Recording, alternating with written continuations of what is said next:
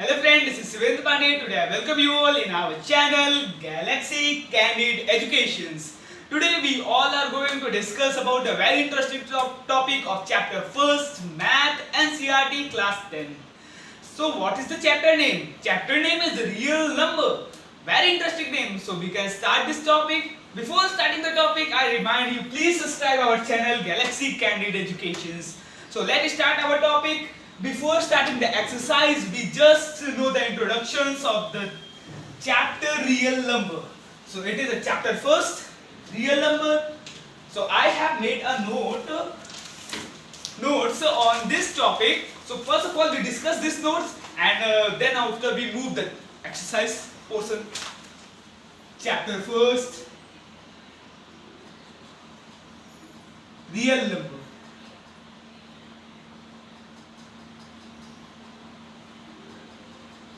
So friends, real number. We have to learn about what is a real number. Before learning about the real number, there are some topic which we have to discuss. मतलब real number system को discuss करने से पहले हमें कुछ topic ऐसे भी हैं जिनको जान लेना बहुत ज्यादा जरूरी है. जैसे कि पहला टॉपिक हमारा है नेचुरल नंबर. Natural number. दूसरा टॉपिक है होल नंबर.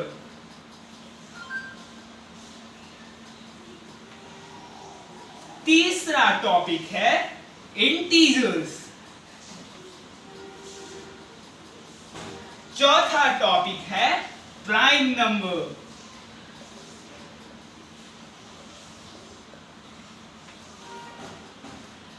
पांचवा टॉपिक है को प्राइम नंबर्स.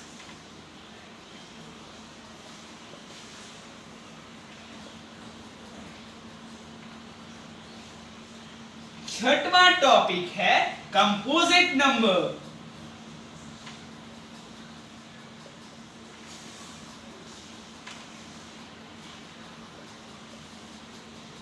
सातवां टॉपिक है हमारा रेशनल नंबर.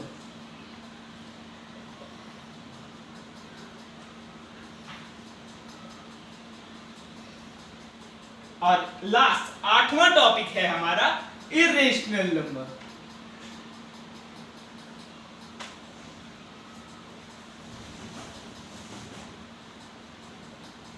तो रियल नंबर को पढ़ने से पहले हमें इन आठों टॉपिक के बारे में जान लेना चाहिए. तो पहले शुरू करते हैं पहले टॉपिक से, नेचुरल नंबर. तो मैंने नोट्स में डिफिनेशन भी लिखा है, आप उसको नोट डाउन कर सकते हैं. मैं रीड कर दे रहा हूं. Counting number is known as a natural number. It is represented by the capital N. Counting number कहां से? Counting number 1 to infinity आपके नेचुरल नंबर है. 1 से लेके इंफिनिटी तक, चाहे 1 2 3 4 5 6 7 एटसेट्रा एटसेट्रा, आपके क्या हो गए? Natural number. अब अगला टॉपिक है होल नंबर. इसका भी नोट कर लीजिए. Counting number together with zero is known as a whole number. It is represented by the capital W. देखो, जो काउंटिंग नंबर है यही सेम काउंटिंग नंबर, बस इसके साथ क्या जुड़ गया? 0,1 to infinity. आपका क्या हो गया? Whole number. Very simple topic. इसको याद करना जरूरी है जिससे कि आपके चैप्टर आसान हो जाएगा. और इस चैप्टर में ज्यादा पढ़ना नहीं है, सीबीएसई ने आसान कर दिया है इस चैप्टर को. अब आगे चलते हैं. इंटीजर्स, ये तो और आसान है. Group of positive number, 0 and negative number is known as integer. It is represented by capital I or you can say Z. Integers क्या होता है? Positive numbers, negative. Integers क्या होता है? Positive numbers, negative numbers along with zero. इन सब का collection होता है. क्या होता है? कलेक्शन होता है. जैसे कि हम लोगों ने पढ़ा नहीं है, -1, -0, -1, इधर भी इंफिनिटी तक, इधर भी इंफिनिटी तक, बहुत सारे चलता जाता है. यही सब तो है इंटीजर्स. इसको किससे डिनोट करेंगे? कैपिटल आई से. और किससे डिनोट करेंगे? कैपिटल जेड से भी कर सकते हैं. अब आगे प्राइम नंबर. अब क्या है प्राइम नंबर?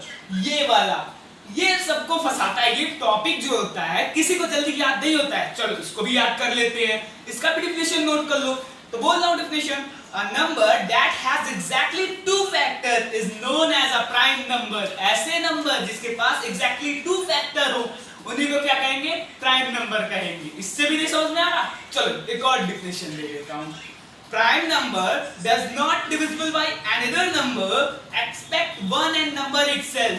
या तो हम लिख सकते हैं ऐसे number, those number which has a one as a factor and the number itself, मतलब वो नंबर जिसके पास जो फैक्टर है वो वन हो और वो नंबर खुद हो, यानी डिविजिबल किससे हो जाए? कि तो वो वन से डिविजिबल हो या तो उसी वो नंबर खुद से डिविजिबल हो जाए, वही नंबर क्या होगा? प्राइम नंबर हो जाएगा। ये तो बहुत आसान था। अब आगे चलते हैं को प्राइम पे। को प्राइम, जैसे प्राइम नंबर तो क्लियर हो गया, को प्राइम का प्राइम तो हमने समझा ना, वही नंबर जो वन से डिविजिबल हो और नंबर इटसेल्फ से डिविजिबल हो। अब ये को प्राइम क्या है इसका भी डेफिनेशन नोट कर लो। A pair of those number which has only one as a common factor, ऐसे दो नंबर जिनका जो कॉमन फैक्टर हो वो सिर्फ वन हो, उसी को कहेंगे हम लोग को प्राइम नंबर। ऐसे नंबर जिनका कॉमन फैक्टर सिर्फ वन हो उन्हीं को कहेंगे को प्राइम नंबर। ठीक है, अब आगे चले। अगला क्या है? Composite number. सबसे आसान कंपोजिट नंबर, इसका भी डेफिनेशन नोट कर लो। Number which has more than two factor, ऐसे नंबर जिसके पास मोर देन टू फैक्टर्स हो और वो उसी को हम लोग कहेंगे composite number. Means those number which has more than two factors is known as a composite number. Example 4, 6, etc. etc. जो नंबर जिनके पास दो से ज्यादा फैक्टर हो उन्हीं को कहेंगे कंपोजिट नंबर। अब नेक्स्ट करते हैं rational number. Rational number, irrational number, ये दोनों तो क्लास 9th में पढ़ा के बोर कर दिया गया था, नहीं? तो चलो यहाँ भी पढ़ लो, थोड़ा सा इसके बारे में भी जान लेते हैं। क्या कहते हैं? Rational number. अब इसका भी डेफिनेशन लिख लो। क्या होगा रेशनल नंबर का डेफिनेशन? नोट डाउन करो जल्दी से। A number which can be written in the form of p by q, वो नंबर जिन्हें p by q के फॉर्म में लिखा जा सके उसी को हम लोग कहेंगे rational number. Example 1 by 2 etc. etc.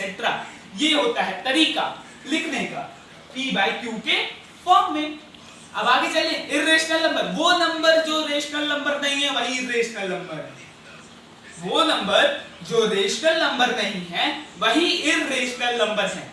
Definition भी यही कहती है, नोट डाउन कर लो।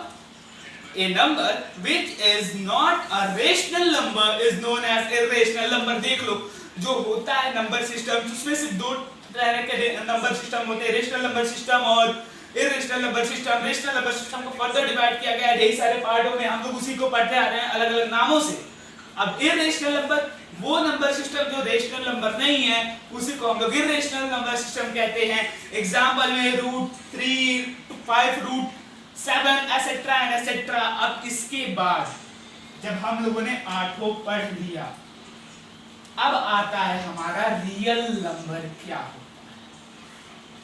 फाइनल टॉपिक पे अब आए। इतना पढ़ने के बाद लास्ट में हम लोग अब आए फाइनल टॉपिक पे। तो अब इसको भी जान लेते हैं रियल नंबर होता क्या है। अब इसका भी डेफिनेशन है, छोटा सा दो लाइन का, एक लाइन का डेफिनेशन है, इसको भी नोट कर लो। A group of rational and irrational number is known as real number. A group of rational and irrational number is known as real number. घूम घुमा के जितना पढ़े वही आ गया रियल नंबर पे। तो इससे क्या पता चलता है कि हम लोगों ने जो ये पढ़ा इसकी कोई ना कोई वैल्यू है इस चैप्टर में। क्या ग्रुप, किसका ग्रुप? रेशनल नंबर का भी और इर्रेशनल नंबर का भी, इन दोनों का ही ग्रुप क्या है? रियल नंबर है। तो यही है टॉपिक, यही है रियल नंबर। इसी के बारे में हम लोग को पढ़ना है, इसी से हम लोग का सारा एक्सरसाइज सॉल्व करना है। तो अगले वीडियो में हम लोग चलेंगे एक्सरसाइज की ओर, शुरू करेंगे हम लोग अपना एक्सरसाइज 1.2। इसके भी पीछे एक रीजन है, वो भी हम आपको अगले वीडियो में बताएंगे। तब तक के लिए thank you for watching this video. अगर आपको ये वीडियो अच्छा लगे, समझ में आया हो तो कम से कम इस वीडियो को लाइक तो कर देना और चैनल को सब्सक्राइब भी कर देना, कमेंट तो जरूर करना। Thank for watching.